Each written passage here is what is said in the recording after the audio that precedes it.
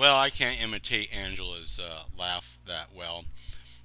Now I just switched from microphone to headset to see if it was the headset that was the problem last time, but I don't think it was. Um, so until I get some verification, I mean, let me listen in to make sure that I am coming in, and then I'll get all ready. Okay, it's coming up.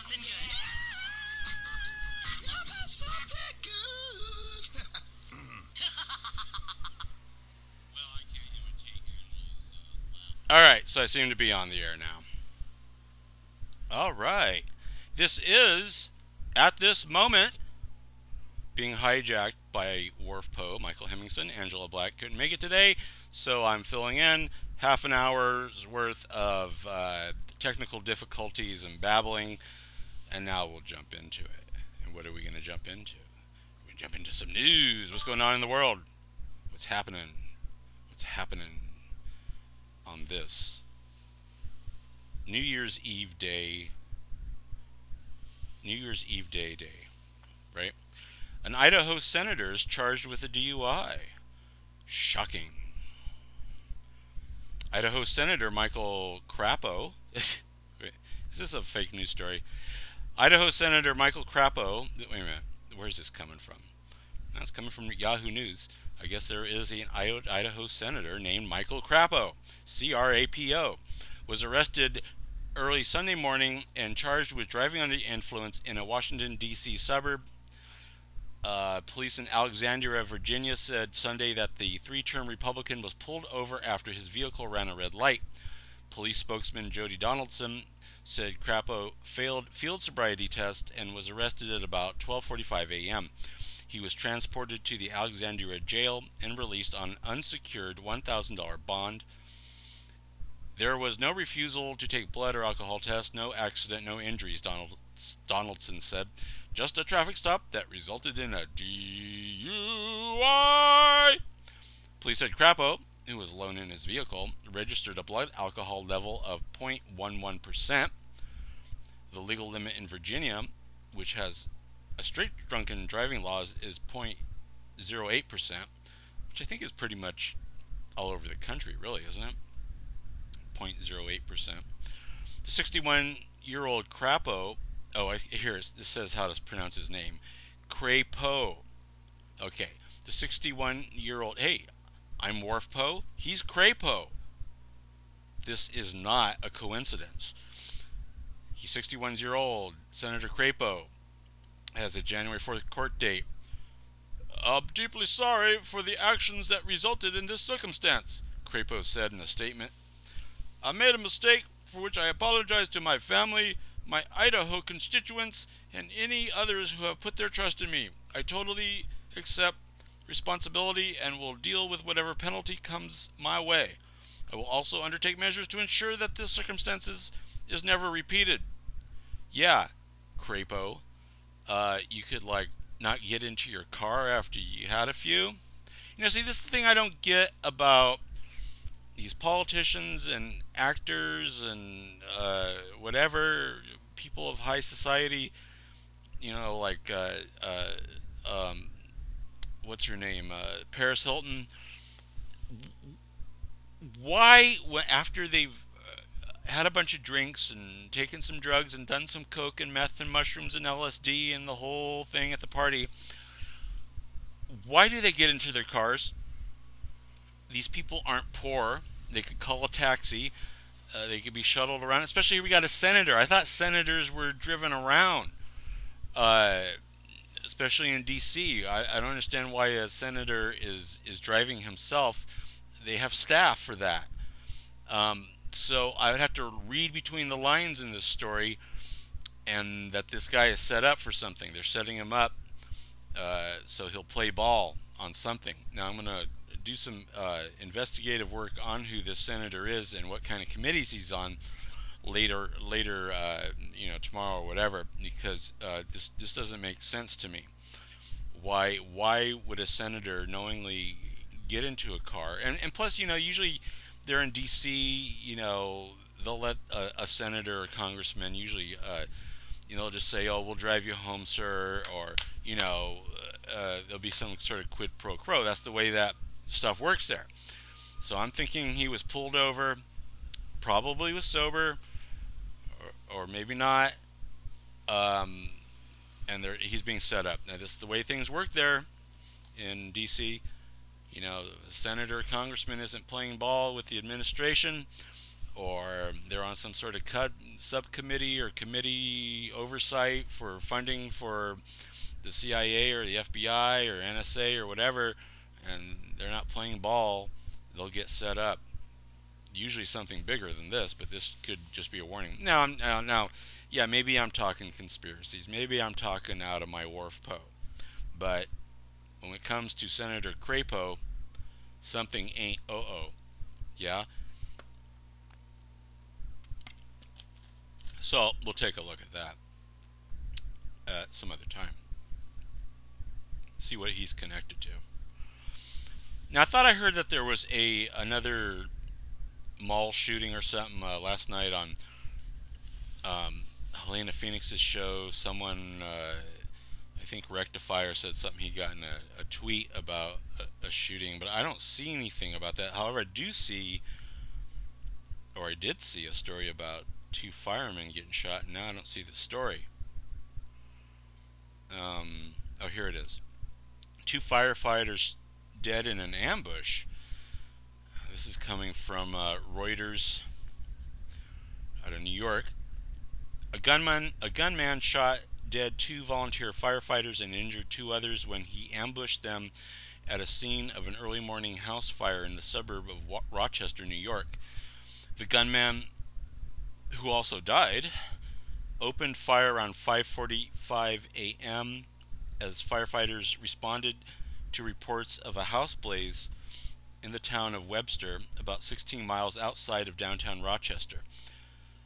Another 2 firefighters were injured in the shooting and were rushed to Strong Memorial Hospital, where they remain in guarded condition. A 3rd victim, an off-duty police officer, was hit by stray gunfire as he was driving to the scene. And it does appear that it was a trap set up for first responders, Webster Police Chief General Gerald Pickering said at a press conference. The individual believed to be the assailant was found dead of gunshot wounds at the scene near one of the 4 burning homes.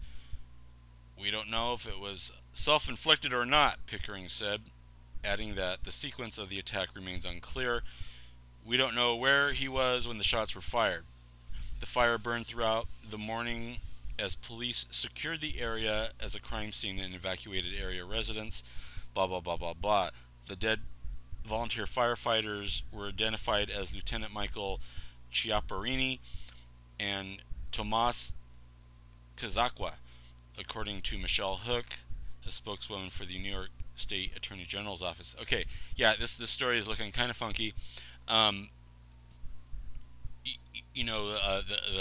people out there, some investigative reporters and conspiracy nuts out there who have been connecting the Sandy Hook and Aurora and Oak Creek shootings with a spate of houses blowing up in like Illinois and the Gentleman's Stripper Club that blew up in I believe it was New Jersey. That somehow they were all connected. The blowing up of these buildings was to cover some sort of evidence. And now we have here 4 houses on fire. Evidently, they're saying set on purpose as an ambush to kill first responders. And then, of course, the shooter, we find out, is dead. Probably self-inflicted gunshot wound, as they say. This is another one to watch and see what comes out of it. Of course, they're going to use this situation as well. When I say they, I mean Obama and his administration, to call for gun control.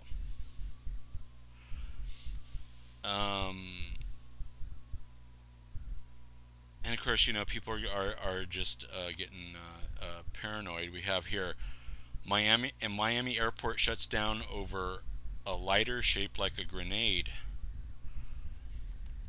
Lighter mistaken for a grenade at Michigan, not Michigan, Miami International Airport. And of course, my computer just froze. Well, as I wait for it to unfreeze, I don't know what's my laptop is acting up. It's only a year and a half old. Maybe I just got a bunch of crapolio on it or something.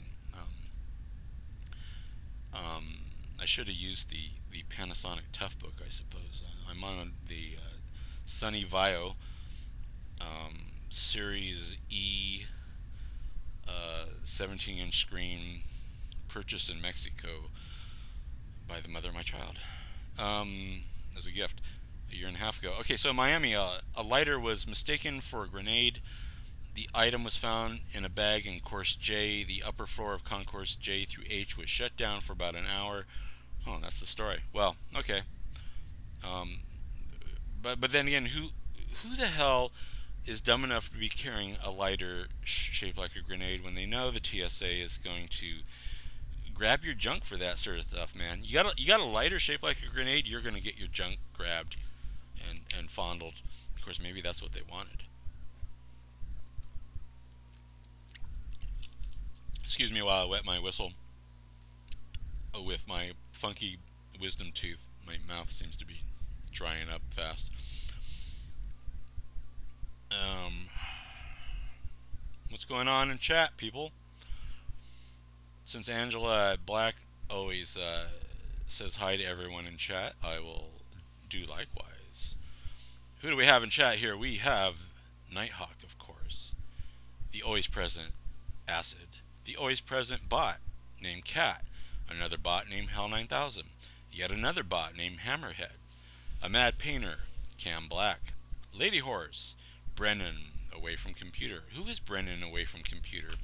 He must be one of the wildfire ops. SysOps. We have Comet. We have Jerbear. We have Comet and Jerbear and Just in Time and Meki, Narnara and SJ and Warfpo too. And we're all flying Santa's sleigh. We got someone named Mad Like You, Ace, Cooper, Grow, JP Prometheus. That's JP from Wolf Spirit Radio. Kindred's Wait, W8. Las Vegas PI. So who's Las Vegas PI? Is that anything like Magnum PI? And who are you investigating, Las Vegas PI? Leo Knight, Martin P, Miss DJ2. A lot of names I don't recognize here. Modius, Moxie, Nuzzlefoot, Seeker 333, Schmoopy 4008, no 4004 that is, Schmoopy 6592, Surrey Sunflower, Tangy, Thunderbird, Trimjar, Vibes, Whacked Out Willie, and Weisenboig. Yes, Cot is a bot. I want to know who Las Vegas PI is. Never seen you before. If you don't speak up, I'm going to kick you out of the chat room. How you like that? Wait a minute, do I have kicking abilities?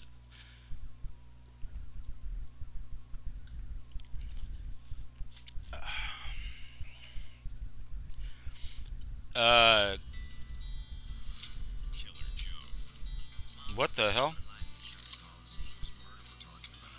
I've got a... I got some weird audio coming in. I don't know where it's coming from. Oh, it was coming from the Drudge Report. Alright. Snowstorms to hit from Texas to Maine. Yeah, I heard in Dallas they've got snow. when they usually don't. Snowstorms threaten to snarl holiday traffic. Tornado swarm from Houston to Tallahassee. Well, Santa certainly is going to need Rudolph tonight with such storms, at least when he's going over North America. And what Drudge is calling the Christmas chaos. Mayan temple damaged in tourist apocalypse frenzy. As we know, our fellow host here at Revolution Radio at freedomslips.com, Sean David Morton, was supposed to have been down in Yucatan with a group of people going to the actually it's Maya temple, not Mayan temple. It's the Mayan language, the Maya people, all right? But he missed some flights or delayed flights. He didn't get on the boat, so I think he had like 30 people who went off without him. And of course, they all got onto this boat and the trip because of him. So I was actually thinking of going too. I'm glad I didn't. And I don't know. We haven't heard from Carrie Cassidy, as far as I know, about her trip in Egypt and what's going on there. So, so back a couple days ago on the 21st, you had all these tourists cramming around the Maya temples. And it says here, this is coming from France 24 International News. Tourists flocking to Guatemala for end-of-the-world parties have damaged an ancient stone temple at Tikal, the largest archaeological site and urban center of the Maya civilization. Sadly, many tourists climbed Temple 2 and caused damage, said Osvaldo Gomez, a technical advisor at the site, which is located some 550 kilometers or 340 miles north of Guatemala City. We are fine with the celebration, but the tourists should be more aware because this is a UNESCO World Heritage Site, he told local media. Gomez did not specify what was done, although he did say it was forbidden to climb the stairs at the site and indicated that the damage is irreparable. Temple 2, which is about 125 feet high and faces the central Tikal Plaza, is one of the site's best-known structures. Friday marked the end of an era that lasted 5,200 years, according to the Maya long count calendar. Some believe the date also marked the end of the world, as foretold by Maya hieroglyphs. More than 7,000 people visited Tikal on Friday to see native Mayan priests hold a colorful ceremony and light fires as the sun emerged to mark the new era. Critics complained that the event was really for tourists and had little to do with the Maya people. About 42% of Guatemala's 14.3 million residents are native Maya, and most live in poverty and endure discrimination. The ancient Maya reached their peak of power in Central America between the years 250 and 900 AD. Well, they're not quite saying it, but we probably know what happened here. Everyone's thinking it's the end of the world, the apocalypse, the new era.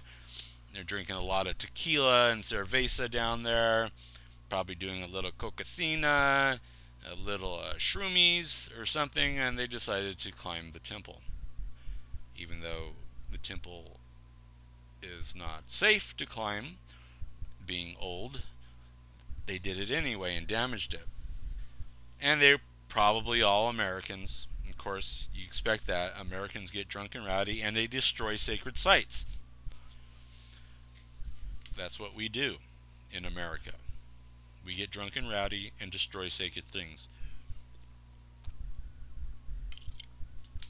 Well, the world did not end on the 21st, unless we're all dead and we're living in some sort of dream thing. I did ascend to the fifth dimension, and I am calling in from the fifth dimension. That is why I had technical problems. My fifth dimension computer was having problems connecting to the third dimensional internet. I am an ascended master now, just to tell you all that. I have ascended.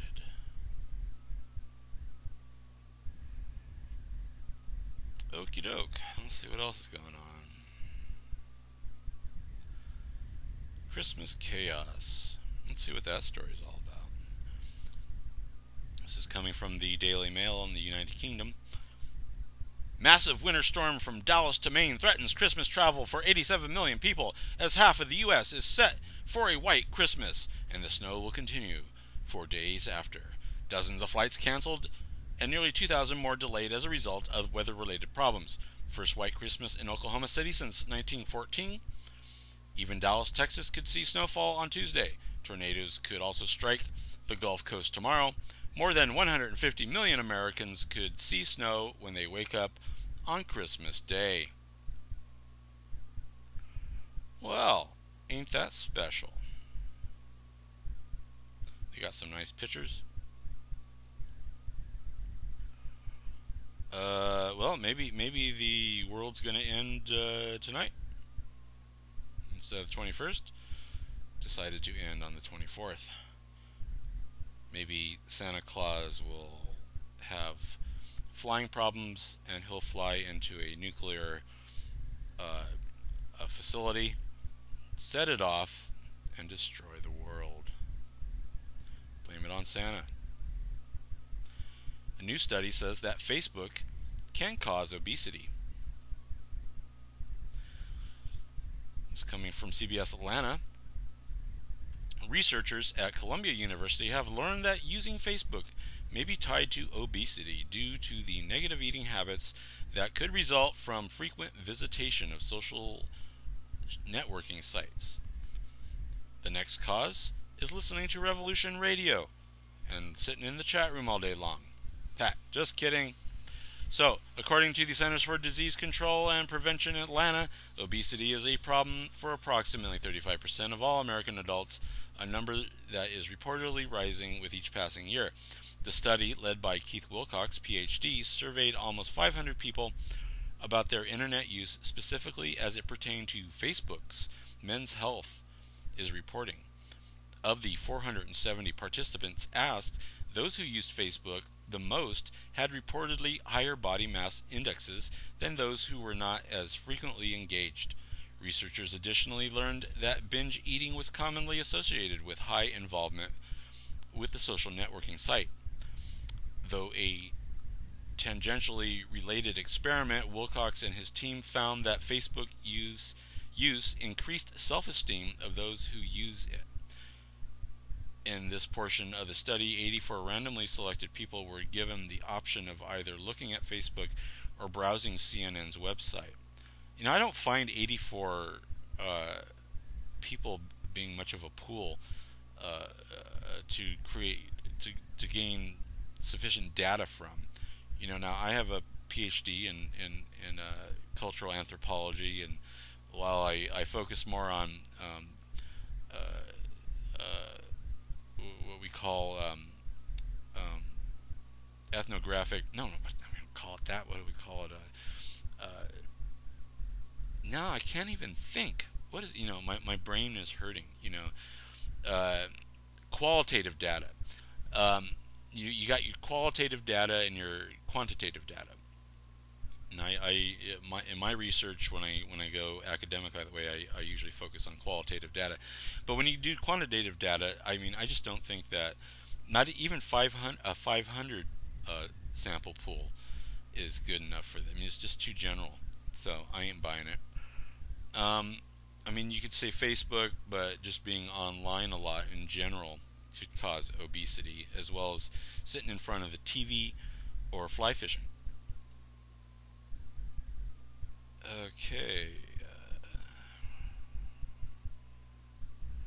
Did we ever figure out who Las Vegas PI is?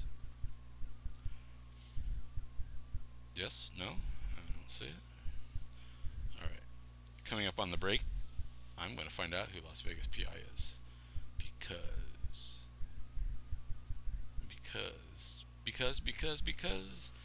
Because of the wonderful things WorfPo does.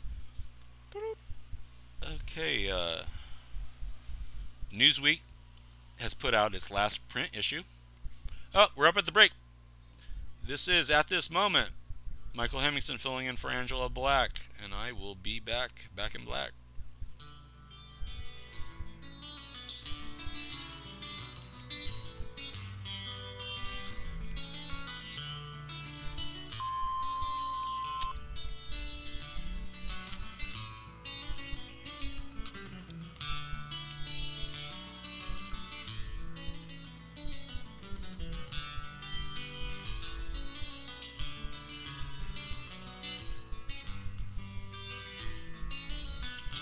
Thank you for listening to Revolution Radio. We'll be right back after this short break, so stay tuned.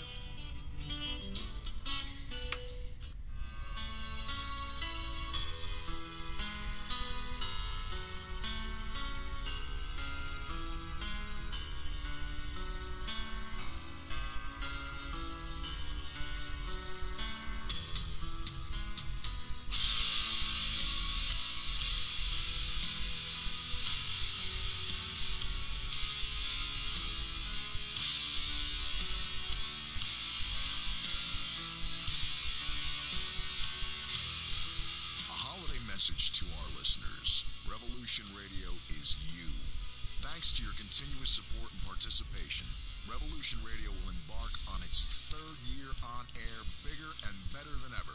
You, the listeners, have made Revolution Radio what it is. The #1 commercial-free talk radio station on the web with nearly 24 hours of live programming, delivering directly to you the most cutting-edge information available. You, the listeners, have become some of our most popular radio hosts.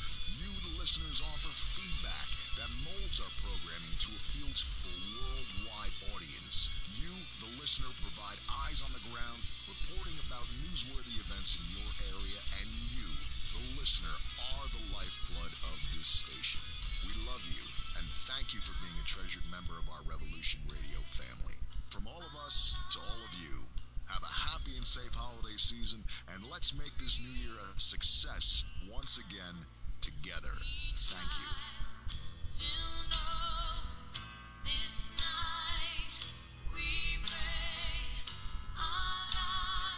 Revolution Radio at freedomslips.com.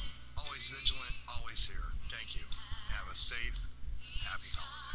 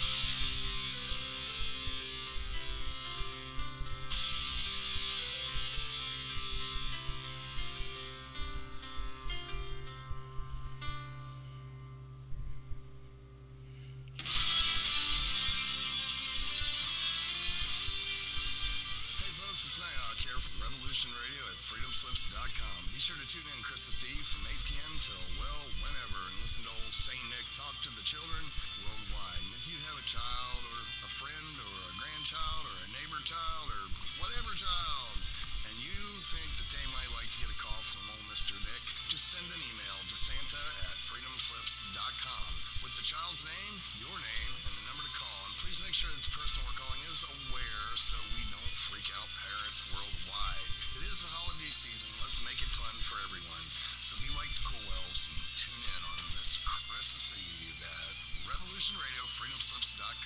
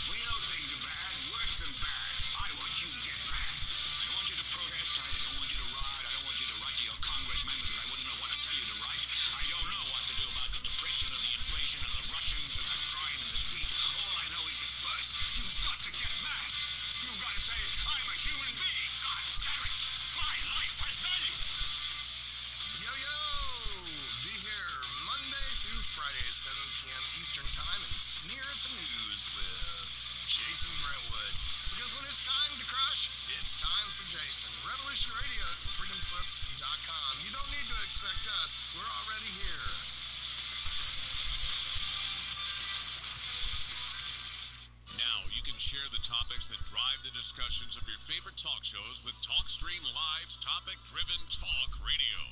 List and promote real-time talk radio topics, or post the topics that you want to hear. Hot topics are tweeted and retweeted, and include simple click-to-listen audio links. The future of talk radio is topic-driven talk radio. Available now at TalkStreamLive.com.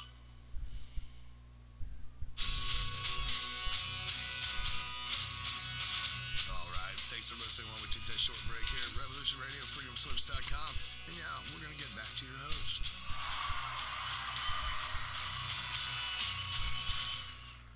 And we are back at this moment on Revolution Radio at freedomslips.com, where you don't have to expect us because we are already here. And just a reminder that Revolution Radio at freedomslips.com is 100% listener generated, listener supported, user friendly, and all that good stuff, which means we don't run ads. We don't corporate ads, whatever ads, just some sort of station breaks and stuff like that, bumper ads or bumpers for other shows. This way, no one tells us who to have on, what kind of topics to have, what kind of hosts could be on, and all that corporate middling about. So we rely on you. You, our wonderful listeners, to help keep it on. So if you go over to our landing page, freedomslips.com or revolution-radio.com, you'll see a site support button. Click it. Takes you to PayPal. If you don't like using PayPal, there's a snail mail address there for Kentucky.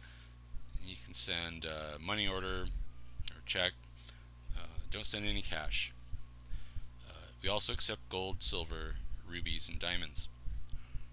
Okay, so what were we talking about as we go on? My wisdom tooth is really bugging me now. Hey, so apparently I'm over at beforeitsnews.com. Apparently on 12/21, a couple days ago, and there's a video of it over Mexico. Apparently a UFO shot down a bunch of incoming asteroids. So maybe they were stopping the end of the world. I don't know. I'll have to take a look at that video more later on, because it's pretty interesting. It coincided with another UFO crash in the Antarctica and a giant cube recorded by NASA near the sun on the 21st. Of course, they've been recording these cube-shaped ships along with the circular shaped ships. I mean, these are like giant mothership, planet-size ships or whatever objects orbiting around the sun and doing some weird stuff. Now, the people of the Galactic Federation of Light or whatever, the Andromeda Council, claim that these are the Palladian ships, motherships, biospheres, or whatever. They're trying to fix the sun for us. Here's a story that says, is this real reason for Sandy Hook shooting? Let's take a look at this, because here at this moment we do wag the dog, and we wag it well, or we report on the dog waggers. Now, a bunch of other weird, interesting, curious anomalies and high strangeness is popping up about the Sandy Hook stuff. There's a video on YouTube that came up where a guy has found that a number of the victims, children and teachers alike, their photos also appear as missing people going years back, or people who are deceased. Now, isn't that weird? Because it was similar. Reporter, journalist Jim Stone had discovered with the Aurora shootings that a great number of alleged victims were also deceased or missing, going years back. So we're seeing the dog wagging here, the wagging dog. Okay, this story, the real reason for Sandy Hook shootings, coming from Troy Anderson at WND.com. And he says, amid national soul searching in the wake of one of the worst mass shootings in American history, faith leaders say the removal of God from the nation's schools and communities is the root of this monstrous tragedy. Marshall Foster, a Christian historian, founder of the World History Institute and author of the introduction to the newly republished 1599 Geneva Bible, says he's sick of the media's attempt to make excuses for Adam Lanza's mass murder of school children at Sandy Hook Elementary. In the face of all the politically correct mumbo-jumbo, Foster says the culprit is not an imbalance of chemical enzyme in Lanza's brain. The culprit is Lanza's sin.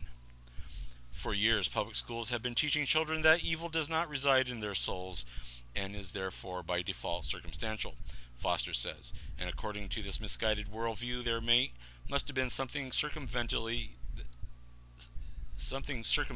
that caused Lanza to shoot the innocent children. So when we look at the tragedy that just took place and we start blaming, we immediately go to guns and other purported causes, Foster told WND. We go to some external cause. It's his psychology. It's his mother. It's divorce. It's something outside, instead of looking at the real cause, which for thousands of years, since the time of Christ, people have understood to be good and evil. Well, basically what he seems to be saying is that the devil did it.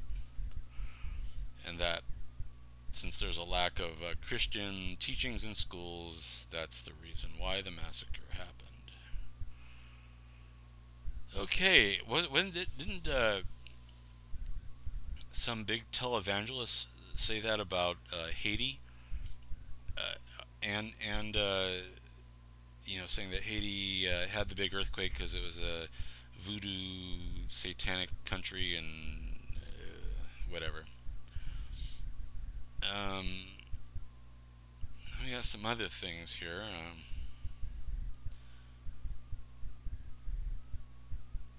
This gun control advocates deliberately facilitated the murders at Sandy Hook. Well, let's take a look at that story. This is coming from Before It's News. Let me see. It says accidents of overturning the right to keep and bear arms have spent years deliberately turning innocents into victims of slaughter and purpose of disarming American people. Someone's texting me something. Oh yeah, right. Okay. Do as I say, not as I do, they say. Gun control zealots are predictably out in force after the Sandy Hook killings.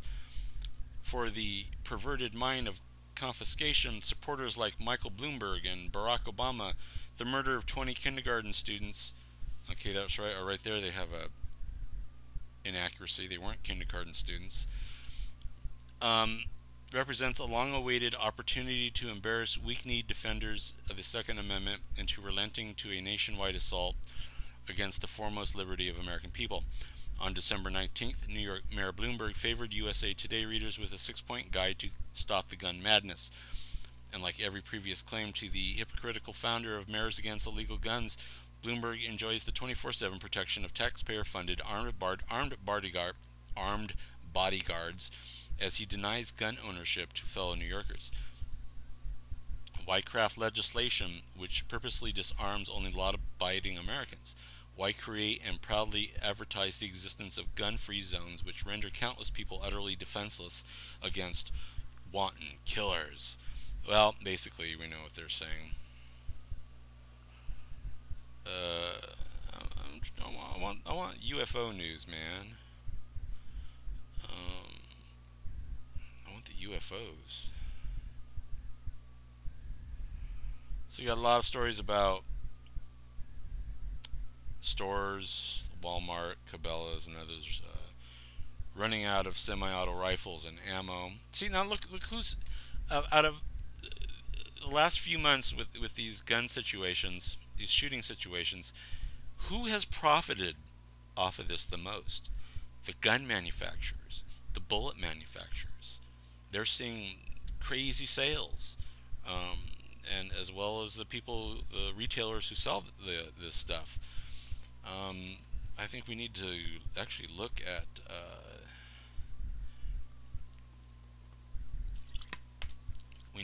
that. Here we have a story, by Henry Macau. He says that Newtown,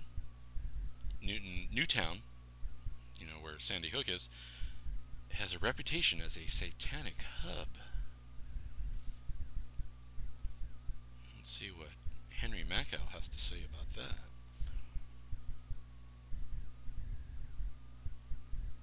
that. Oh no, actually what Henry Macau is doing is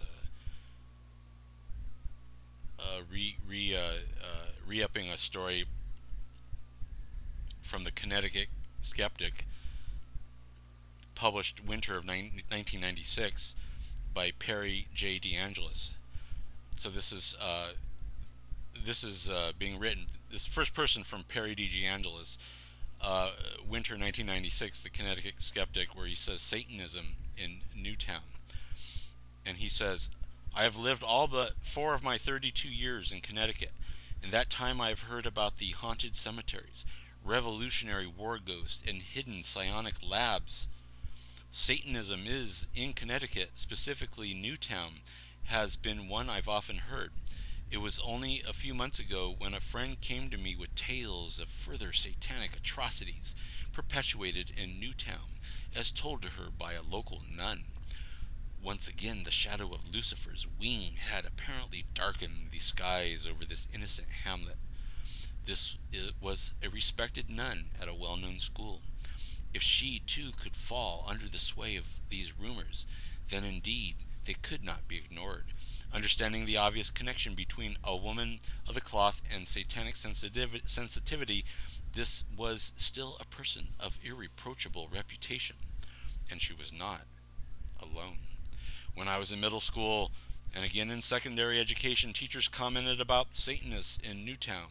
Indeed, one went so far as to describe a dance held off Pine Tree Road in the night wood. How my teacher came to these details I do not know. At the time I was not inclined to ask. From teachers to housewives, nuns to carpenters, the tale would not die. It seemed to have a tremendous half-life. When I found it still burning brightly all these years later, it was time to discover the truth. I was about to discover just what was rearing its ugly head in Newtown. I visited the headquarters for the Forces of Light, the Newtown Police Department. This led to a conversation with Detective Robert Travizik, the department's communications officer. He stated, as alluded to earlier, that the only activity in recent memory even approaching satanic activity had been some vandalism attributed to local youth. No arrests were ever made, and he was convinced that Newtown was not the focal point for this hemisphere's demonic legion.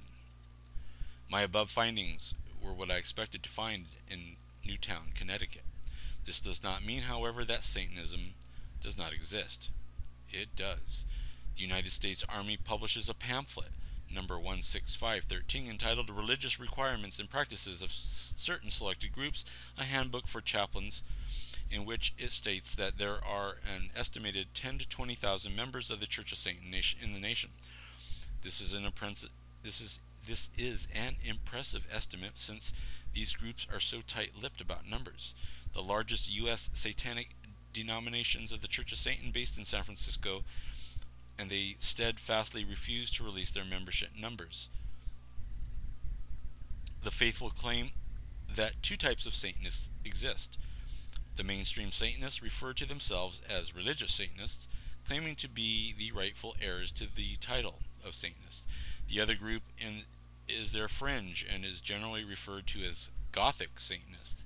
This is the Satanism of film and legend, with its black masses, children's sacrifices, and violent sexual excess. The former group claims to be benign and are only practicing a form of organized hedonism. This, if it feels good, do it philosophy is what drives the faith, not a battle with the Judeo-Christian God and his flock. There are 9 satanic statements, and I'm going to go through Stan LeVay's statements. Anyway, let me see. Survey on Satanic Beliefs in Newtown. The Connecticut Skeptical Society conducted a random telephone survey. Oh, this story's a waste of time. So, what? 1996. That wasn't a very interesting story, now was it? Like I said, I was looking for UFOs. I want UFOs. UFOs. And what was this going on with a Navy SEAL committing suicide? Here, more proof of Sandy Hook hoax. Fire trucks and ambulances blocked in. This is coming from before it's news. What an absolute bunch of baloney we Americans are being fed. How truly stupid do these people who call themselves our leaders think we are? The video below shares the fact that our first responders were all blocked in at the Sandy Hook firehouse on the day of the movie, quote unquote, or shooting. Why in the world has a mass shooting with all the first responder vehicles being blocked in? I'll put this link in the chat and you can look at the video. That has been one question raised, that the fire station was right next to the school. They should have been right on it, right on the scene. It's another one of these anomalies, these questions. It's things that just aren't adding up. I'm losing some steam here as I deal with the irritation and pain in my gums.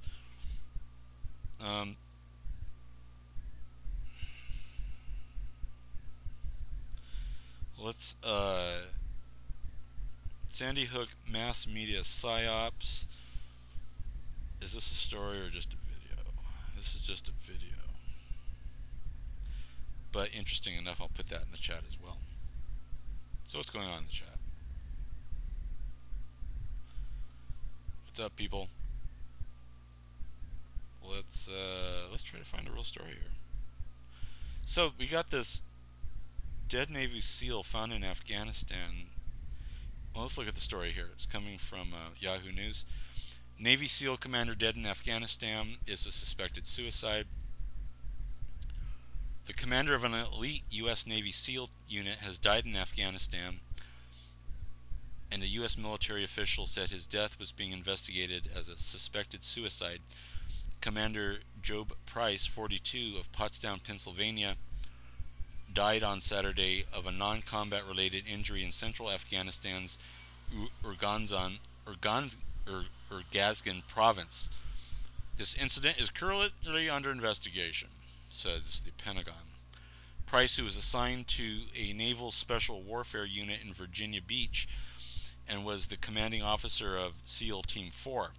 He failed to show up for an event on Saturday, and colleagues found him dead in his quarters. NBC News and CNN also quoted unnamed military officials as saying that the death was being looked at as a suicide.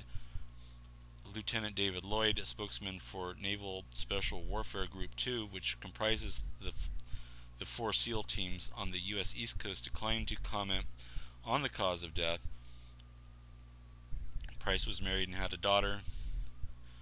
He'd been a naval officer since May of '93. Captain Robert Smith, the Group 2 commander, said in a statement, "The Naval Special Warfare family is deeply saddened, blah, blah, blah, blah, blah." Does this sound fishy to you?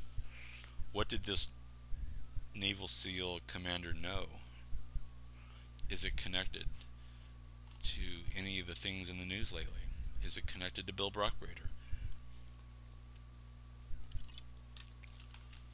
I believe Bill Brockbrader's trial is underway. Now, of course, Bill Brockbrader claimed to have been in Navy SEAL Team 9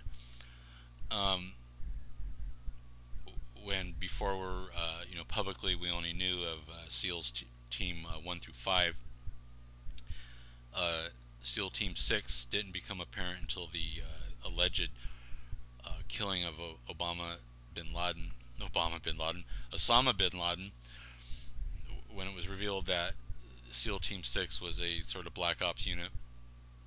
Now, according to Bill Brockbader, Team 6 through 9 are black ops, clandestine, whatever teams.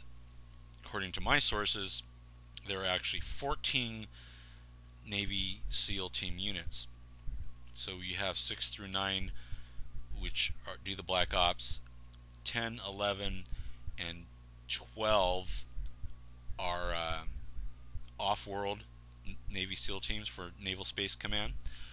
So they do their stuff on the moon and Mars and wherever else. That's teams 10, 11, and 12.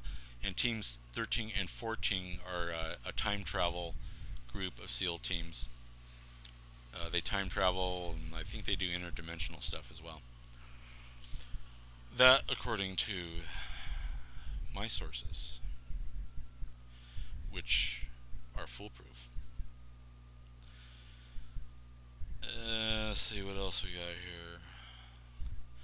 Oh, by the way, as I mentioned before, on the 21st, I did descend to the 5th dimension, and I am an ascended master now. So why is my wisdom tooth bugging me if I'm an ascended master? That is a question to be answered later, at a later date.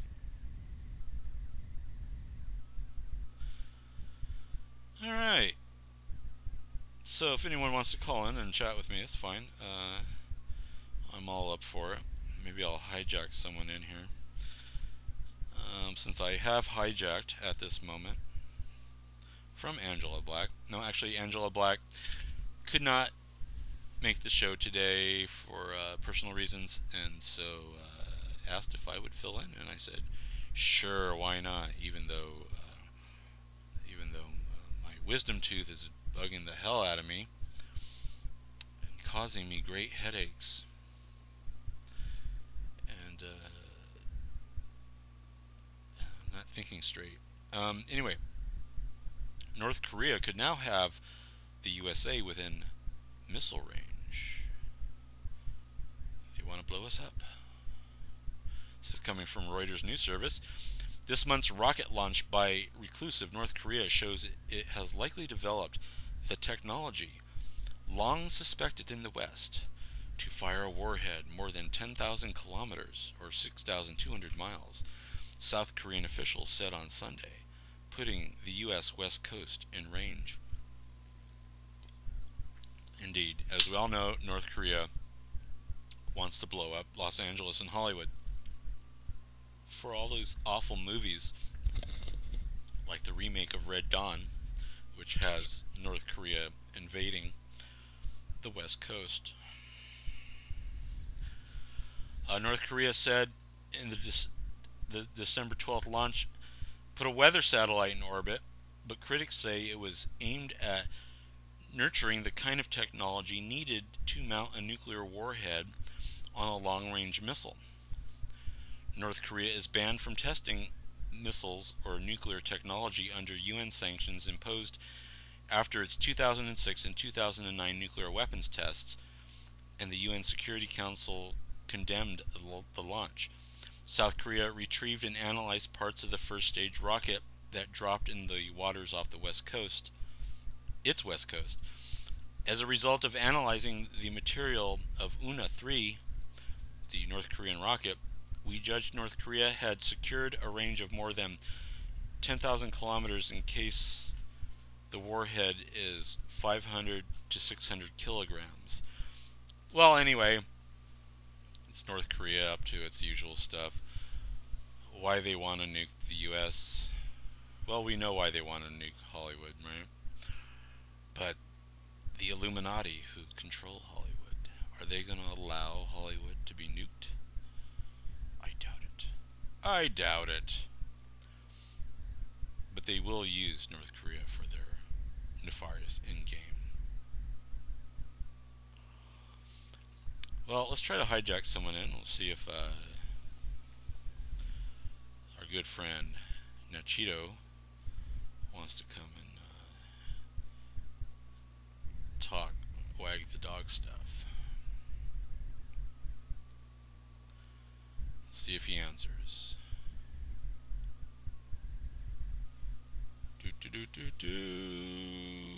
Telephoning, Skyping away. He's not answering. Call failed. Oh well. So, what do I have here? Fears of revenge strike on Prince Harry after claims he killed a Taliban chief. What has Prince Harry been up to now? This is coming from the Mirror in the United Kingdom. The title is Target Harry, Fear of Revenge Strike on the Prince after he claims he killed a Taliban chief. Oh, we are at a break. We will be back with more news.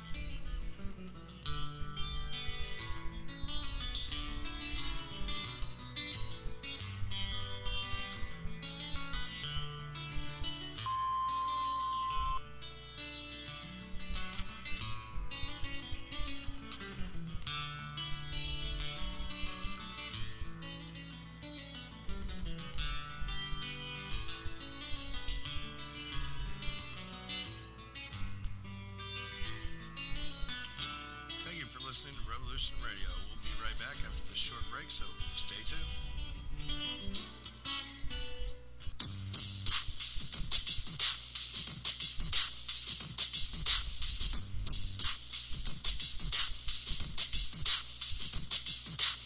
A tsunami of truth and revelation is sweeping our land and indeed the entire planet. Information is spreading like a wildfire and it cannot be tamed. It needs to annihilate the old paradigms that have kept humanity in a state of disempowerment and mental slavery for thousands of years. And that is exactly what is taking place right now. We are Humanity Transcending. Join me, your host, Siobhan Cerisi, on the Humanity Transcending Show every Saturday night from 6 to 8 p.m. Eastern Time on Revolution Radio at freedomslips.com.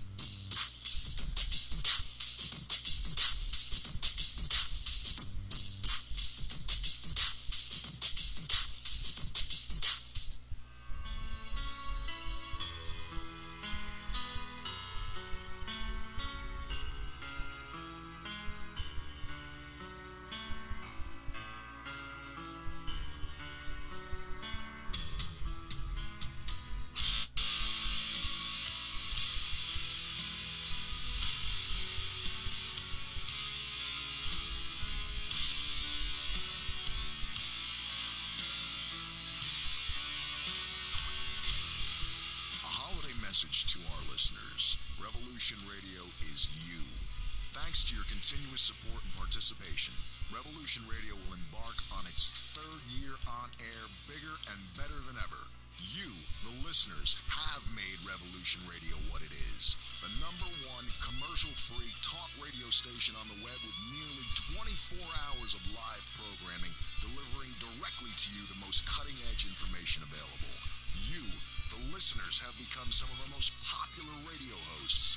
You, the listeners, offer feedback that molds our programming to appeal to a worldwide audience. You, the listener, provide eyes on the ground, reporting about newsworthy events in your area, and you, the listener, are the lifeblood of the station. We love you, and thank you for being a treasured member of our Revolution Radio family. From all of us to all of you, have a happy and safe holiday season, and let's make this new year a success once again together. Thank you.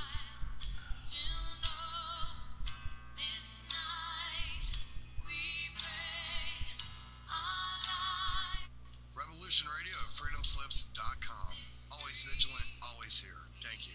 Have a safe, happy holiday.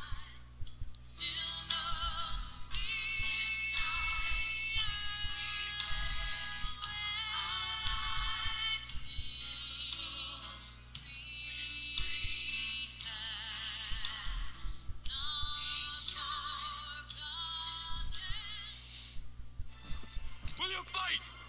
No! We will run! And we will live! Shame on you!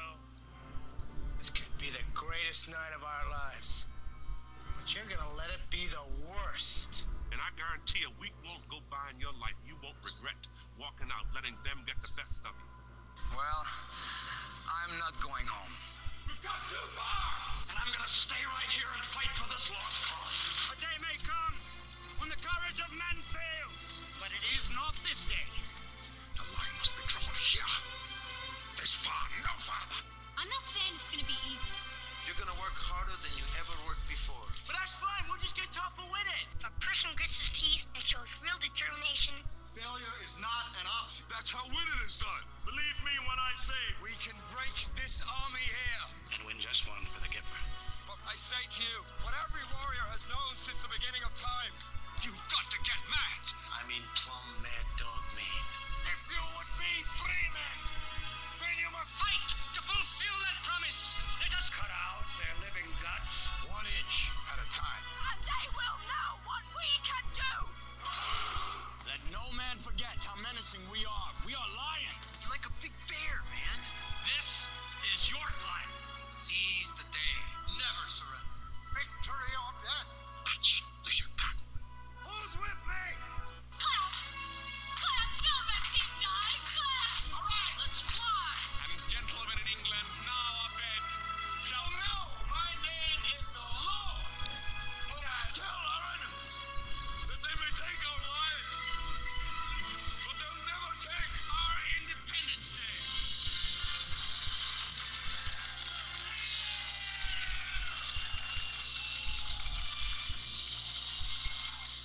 Revolution Radio, freedomslips.com. One world coming together to bring freedom home. You don't need to expect us. We're already here.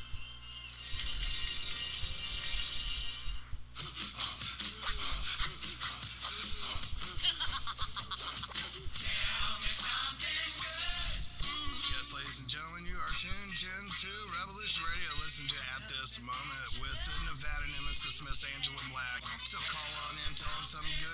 347-688-2902. Freedomslips.com. Oh, God. All right, guys. Call in and tell me something good. Tell me something good. Yeah, and I am back. Back without black. It is At This Moment. Michael Hemmingson, Wharf Poe filling in.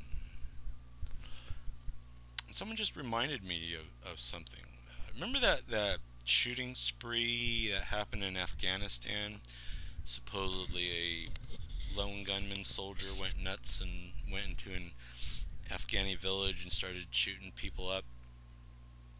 Of course, after that story, we started hearing that there was actually a team of masked gunmen doing it, not just one guy.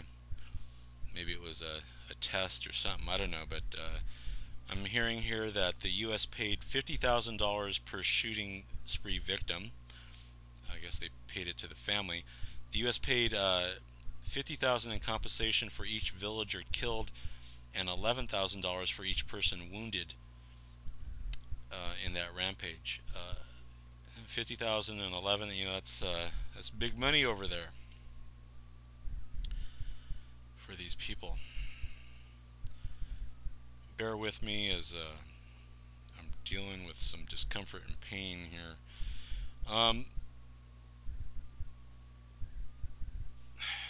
Already we're starting to hear that Eric Holder and President Obama have their proposed executive orders ready for imposing new gun control laws. So most likely we're going to have probably a couple of more incidents in the next week, and then Obama will probably quietly sign this executive order, probably like New Year's Eve night or something. And then we'll go into 2013 with a slew of demonstrations and rearback and debate, and people who are going to fight for their right to shoot.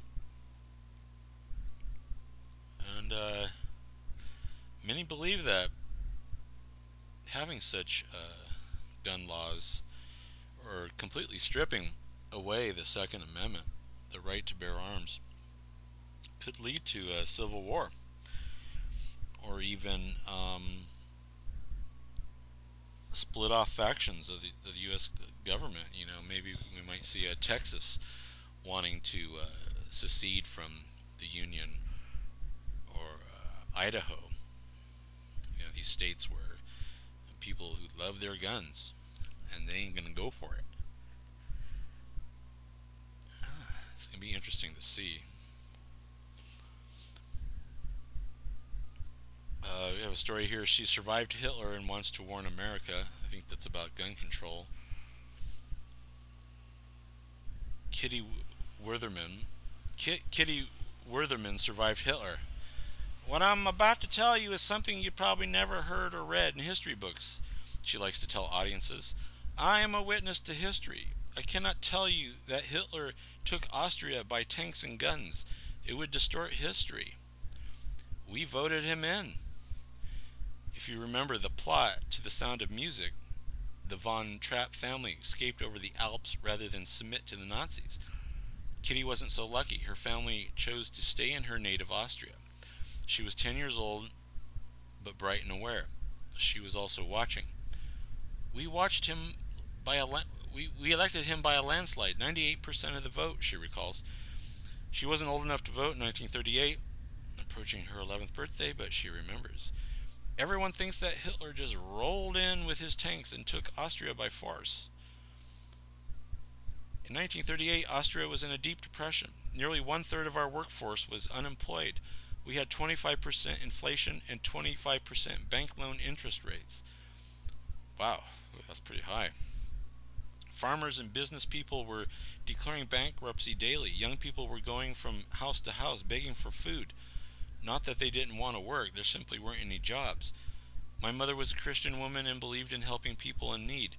Every day we cooked a big kettle of soup and baked bread to feed the poor, hungry people. About 30 daily. We looked to our neighbors on the north, Germany, where Hitler had been in power since 1933, she recalls.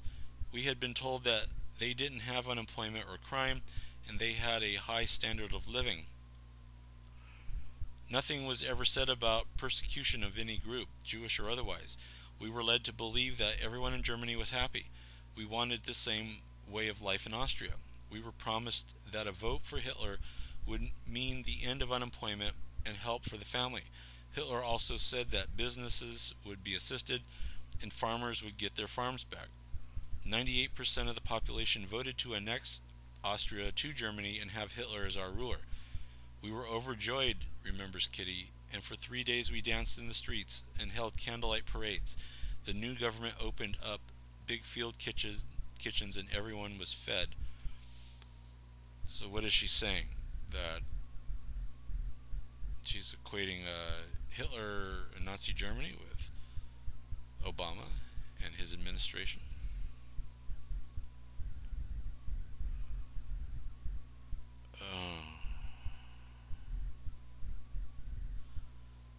Organ harvesting petition creator wants U.S. to act.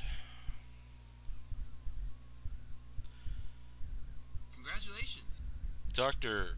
Alejandro Centurion, who believes in neurology, told New Tang Dynasty Television that the disparity between actual organ transplants in China and accounted for available organs means that there is something else going on.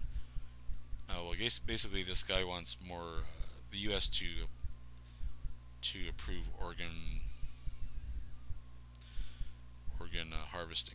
Harvest them organs. Harvest the organs from the clones, right? Okay, let's look at this. How the first Rothschilds created a modern finance and a vast fortune that has lasted for centuries. Of course, many claim that the Rothschilds, along with the Rockefellers, actually rule the world. They are the elite Illuminati, reptilians, time travelers. So let's take a look at this story. It's coming from Business Insider. Business Insider being a well-reputable stock market and investment publication. So it says, the Rothschilds dynasty is, without a doubt, the pioneer of international finance. Mayer Amschel Rothschild, the first of the family to open a bank, was honored by Forbes as the seventh most influential businessman of all time and the inventor of modern banking, who introduced concepts such as diversification, rapid communications, confidentiality, and high volume. But of course, we also know that the banking system that the world runs on right now goes back straight to Babylon, that we are still operating under the Babylonian system of banking, which the Rothschilds focused their formula on. Simply, Mayer understood and was willing to spend money in order to make money. But the family's rapid rise to wealth has earned them much animosity throughout the annals of history. A quick Google of Rothschild's family reveals a vast number of conspiracy theories surrounding the allegedly unsavory means used to attain their fortune, the breadth of their connections, and their influence over major world events.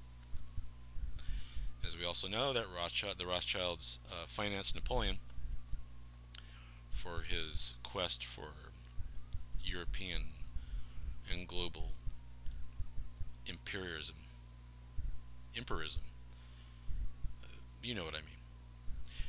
To be fair, many elements of the family's history are unsettling enough to pique mass interest. For instance, Mayer's primary manner of hoarding the dynasty's wealth was to institute a policy of keeping friends close and family even closer. Meaning incest was going on within the Rothschilds. And I just was reading about Hitler, and some say that Hitler was actually a Rothschild, that his mother worked in the castle, the Rothschilds' castle, as a servant, and she had sex with the man of the house, and resulting in Hitler. And anyone with Rothschild's blood has a destiny of greatness. But as William Langley notes, one question looms large. How did a down-on-its-luck brood of German street traders emerge seemingly overnight to become the prime facilitators of modern capitalism, the wielders of immense political power, and, as the historian Niall Ferguson puts in The House of Rothschilds, the richest family in all of history? Here's the answer. The tale of how Mayer and his sons established an international banking dynasty, the Cabal, the reptilians, the evil Luciferian bankers.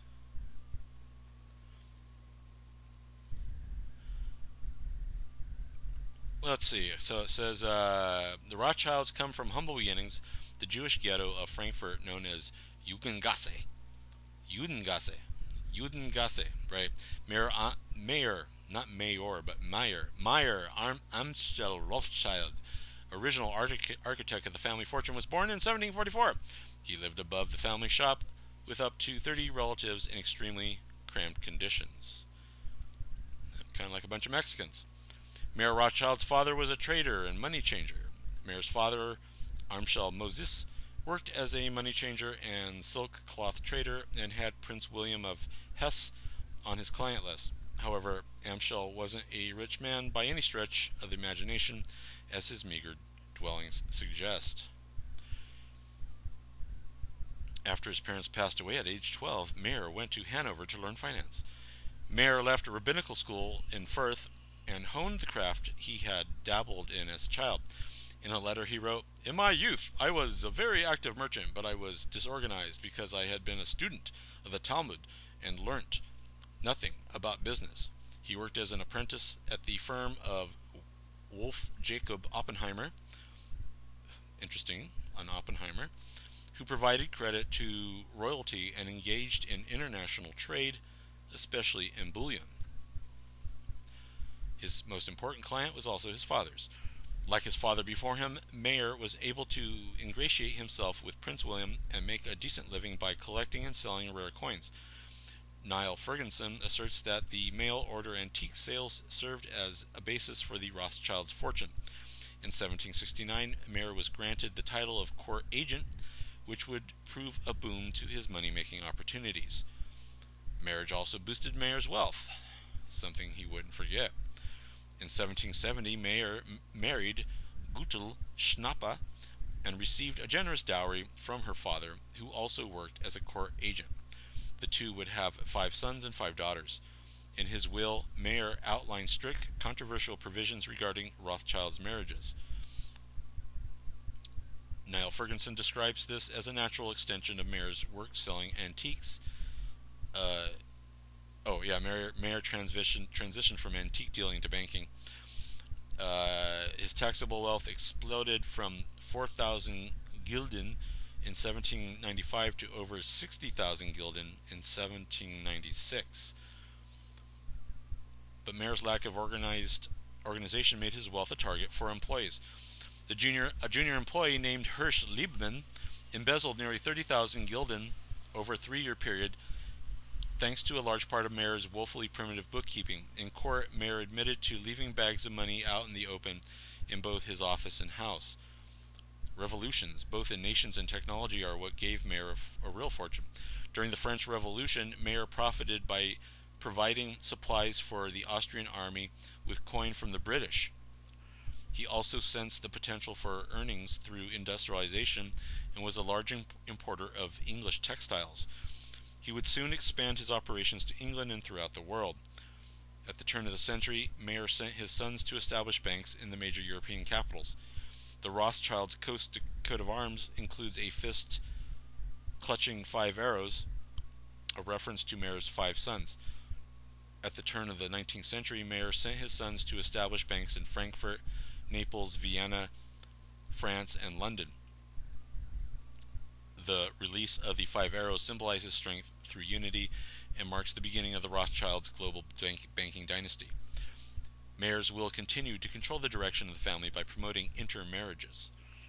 Mayer was concerned with the family's fortune would be diluted as it grew through the marriages. As such, his will barred female descendants from any direct inheritance and in effect provided incentives for intermarriages. 4 of his granddaughters married grandsons, first cousins, while one married her uncle. Amschel Rothschild, the eldest son, stayed in Frankfurt to manage the home branch. One of the lesser known of the 5 arrows, he died childless in 1855, and control of the Frankfurt branch passed on to his brother Karl's sons. Karl Rothschild established the C.M. de Rothschild and Frigili in Naples. While there, Karl established a close and profitable relationship with the notorious ruling de Medici family. His daughter Charlotte ended up marrying his nephew Lionel, the son of Nathan. Salomon Rothschild founded S.M. von Rothschild in Vienna. He played a key role in financing the Norberham Rail and was an avid art collector. Salomon lost some wealth and became a target of public criticism during the revolutions of 1848 and subsequently handed the bank off to his son. His daughter Betty married his brother James in accordance with family custom. The Paris branch, de Rothschild Fers, was opened by aforementioned James. The Paris branch was among the most successful of the family's banking branches, due in large part to James' close relationship with King Louis Philippe. The house where his children grew up is now part of the American Embassy. James purchased Chateau Lafite, which remains in the family to this day. The plot, located in the Bordeaux region, is one of the best vineyards in France. The most successful son, Nathan, got his seed money from Landgrave William the 11th. The former Prince William of Hesse, who did business with both Amschel Moses and Mayer, assumed his father's title in 1785 after Napoleon invaded. He fled to Denmark after entrusting Mayer with a substantial portion of his wealth. Rothschild funneled the money to Nathan in England, who earned a handsome return and eventually returned the principal, along with some principal, to William. Nathan's shrewd investments grew the family fortune using the sovereign's money. So there we have it. We have the beginnings of the Rothschilds, lending to governments during wartime, often lending money to both sides.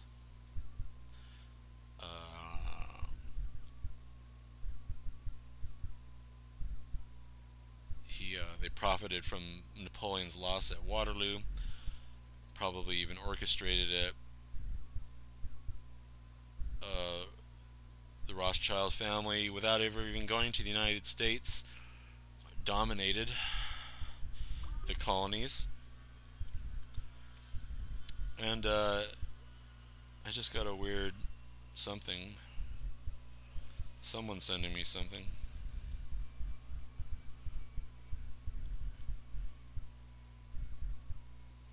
Okay. I'm still on the air, right? Let me check. Dominated. Well, we're up towards the end of the show anyway.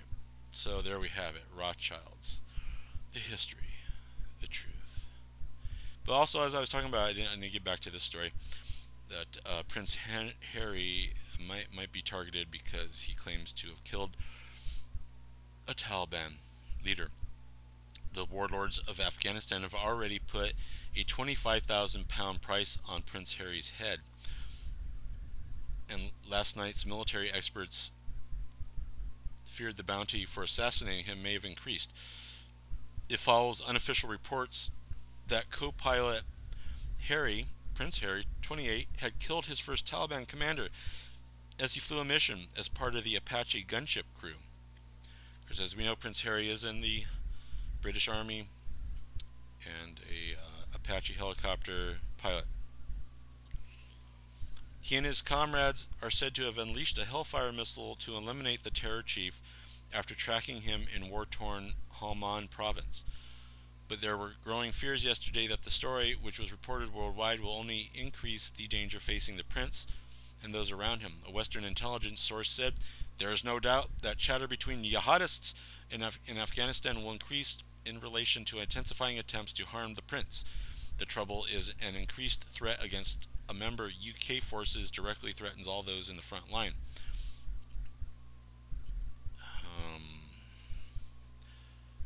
MOD sources also expressed concern over the incident. Have been blah blah blah. One insider said, "It is not helpful that the prince has been singled out this way," adding, "He is part of a team that is taking part in extremely hazardous operations on a daily basis, and naturally anybody can come to the conclusion that he will have been engaged in operations that result in the deaths of insurgents.